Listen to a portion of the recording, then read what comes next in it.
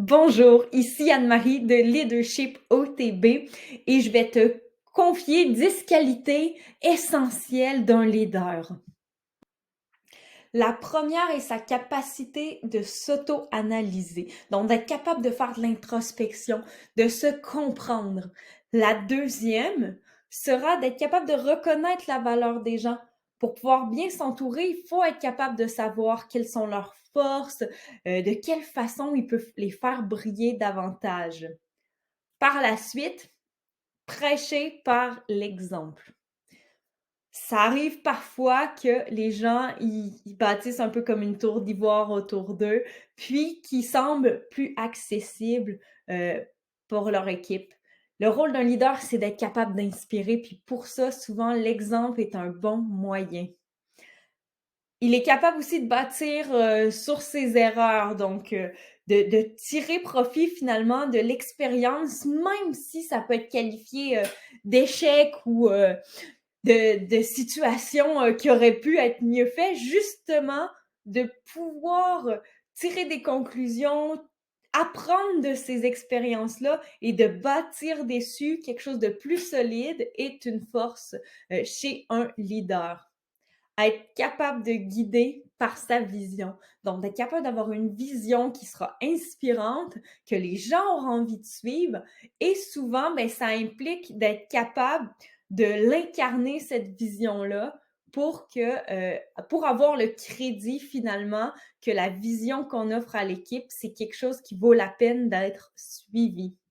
Il doit être honnête envers tous et ça commence par lui-même. On parlait de capacité d'auto-analyse. Ben, être capable de reconnaître ses erreurs, de pouvoir savoir aussi ses faiblesses dans tout ça, d'être honnête envers soi-même et envers son équipe, ça arrive de faire des erreurs et de pouvoir le dire à son équipe que, écoutez, ça n'a pas été mon meilleur coup, celui-là. Je suis vraiment désolée. Maintenant, voici comment je compte rectifier tout ça. Ben, ça fait partie de cette honnêteté-là. Il sait faire grandir son équipe. Donc, de mettre finalement à profit, d'aider les gens à s'épanouir dans leur rôle, à pouvoir atteindre leur plein potentiel. Donc, oui, d'améliorer des faiblesses, mais aussi savoir mettre à profit, puis augmenter encore plus leurs qualités et leurs forces pour les faire grandir. Il reconnaît l'apport de chacun. Donc, pour lui, les choses se font en travail d'équipe. Il est capable de reconnaître, de donner la reconnaissance aux individus pour le travail qu'ils ont accompli, le crédit finalement de leurs efforts, de leur travail, des résultats, donc de l'impact qu'ils ont eu dans le travail d'équipe. Il sait écouter, puis quand on parle d'écoute, c'est pas seulement bon, j'ai entendu ce que tu me disais, mais c'est d'être actif, d'être intéressé, d'analyser aussi le non-verbal. Parfois, la personne nous dit quelque chose, puis oups, on a l'impression que ça sonne faux. Ben, d'être à l'écoute des gens pour pouvoir leur dire hey, est-ce que je me trompe ou je suis pas certain que il y ait pas un petit quelque chose de caché ici, là. Donc, d'être réellement à l'écoute, ça fait aussi que les gens vont avoir plus tendance à aller vers lui pour se confier, demander conseil, s'ils savent que ils vont vraiment être écoutés.